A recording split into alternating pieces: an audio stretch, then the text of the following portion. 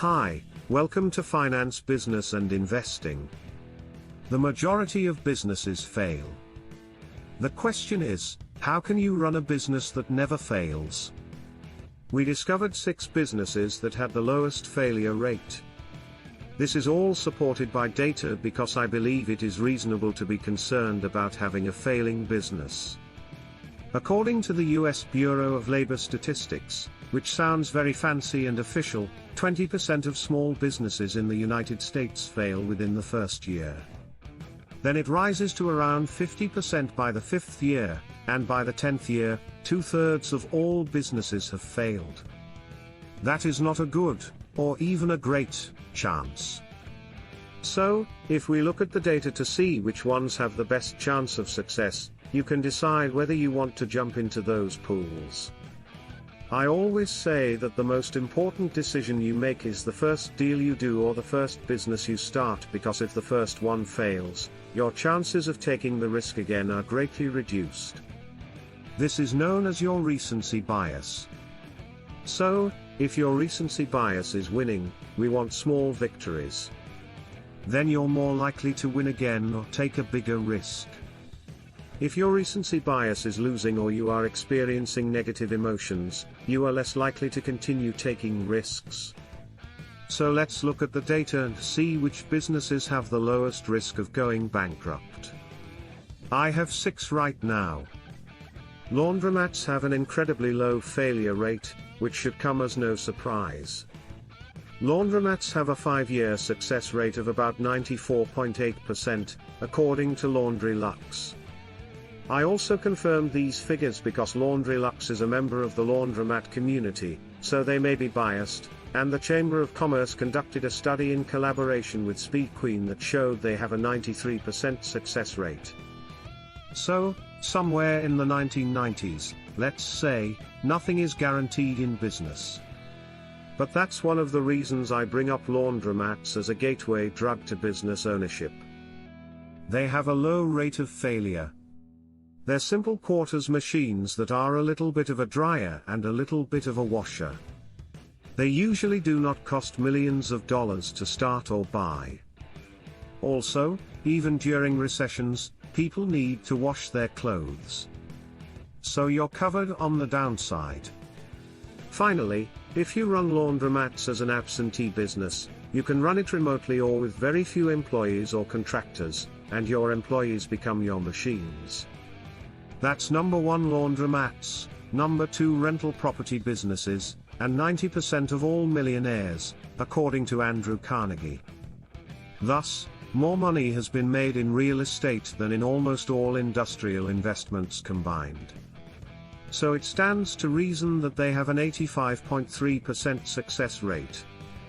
Why is real estate so appealing, and why is it so successful? One reason is that, once again, it is a simple business with hard assets. So you have your house, and the market is extremely efficient. So typically, your house is worth what the market says it is, with little room for variation. There are changes, and you usually have monthly cash flow from rental income. It's fairly simple to model because you know upfront that I have to pay exit mortgage and Y from my renter, and here's the delta, or difference between the two. Also, intriguing aspects of real estate are obvious things like appreciation baked in at 4% per year on average, or my favorite word, leverage, which is used in the form of mortgages, right? So you have the ability to buy real estate using someone else's money. And then there are tax benefits such as 1031 exchanges, where you sell to defer capital gains, depreciation, and amortization, which are essentially a different way for you to take write-offs on your taxes overall. There are also significant tax advantages to being a sole real estate investor, as well as the passive component, and the ability to simply hire a property manager. There is no such thing as unearned money. But real estate prices are interesting if you're in the right market cycle right now. I think real estate prices are pretty high but falling fast. I'm in California today, real estate prices are down around 20–30%. You should also consider whether you qualify for a loan. Can I afford to pay the mortgage? However, this success rate is most likely due to the reasons we discussed. You know, even if you're only making a small percentage of the monthly rent, which is about $462. So it won't make you a billionaire, but with a little effort, you should be able to understand how to grow a business, how not to grow a business, and what a good deal looks like. Number 3, self-storage facility. If you don't like the idea of multifamily real estate investing and don't want to deal with tenants, trash, and toilets, self-storage facilities have fewer of these items. Since 2008, they have been one of the leading asset classes in real estate. And, according to a few studies, including one by Rhino Building, these resilient businesses have a 92% success rate. One caveat here, I would say, is that there are a lot of these self-storage facilities, so the 92% rate will likely continue. I'm curious to see what happens in the coming months and years. What's fascinating about these asset classes is that technological advances have made it not only possible, but also fairly common to run these things remotely. So, in general, you have keyless entry, tracking systems, security systems, automated bill pay, and automated contracts. All of this enables people to enter and exit their units without your assistance. Then there's the value-add component, which entails adding things to the business to increase its value and efficiency. They're high with this asset class. It doesn't take much to make self-storage appealing. Consider what you can do if you simply paint the front of your self-storage unit and what the typical increase in property value is for that. So, in most cases, the phone has allowed us to do away with the need for a manager on site. Last mile delivery is the fourth most important transportation business. Last mile delivery is the biggest change in our economy in the last 10 years when it comes to transportation and logistics. With e-commerce and gig economy online platforms, it's more important than ever to have a way to get the goods into our greedy little mitts and porches.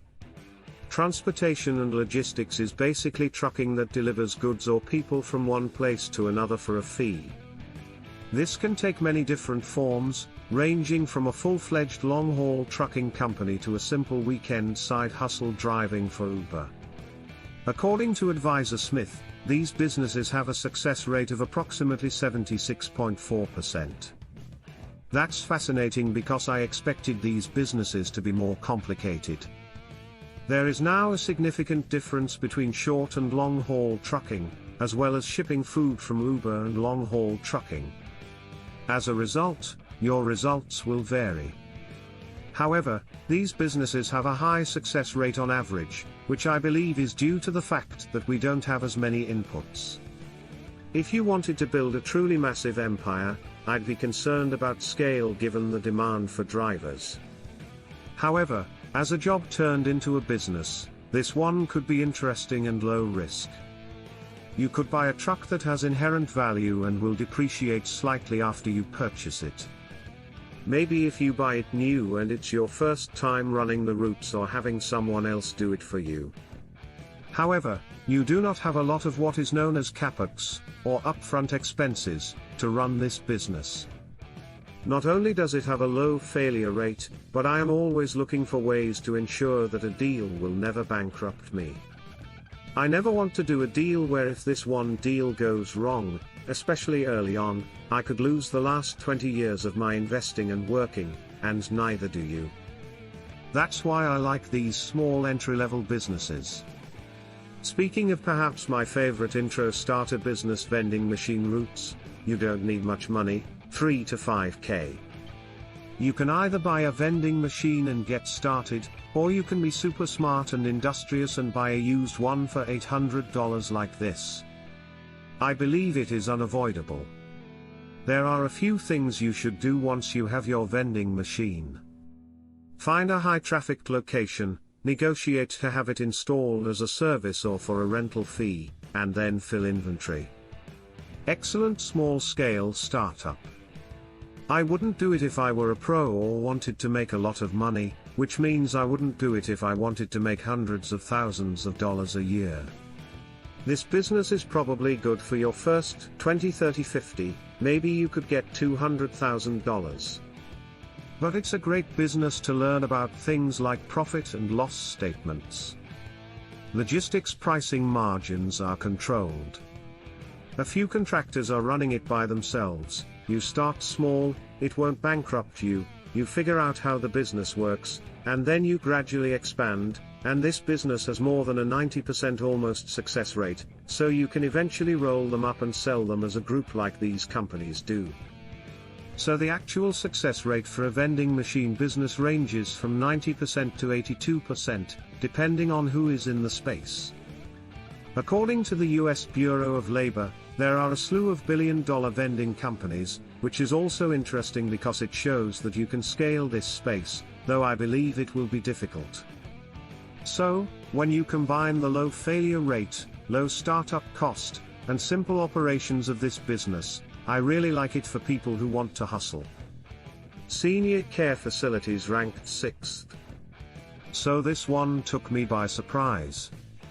I had no idea senior care centers had such a low failure rate, but it makes sense for a variety of reasons.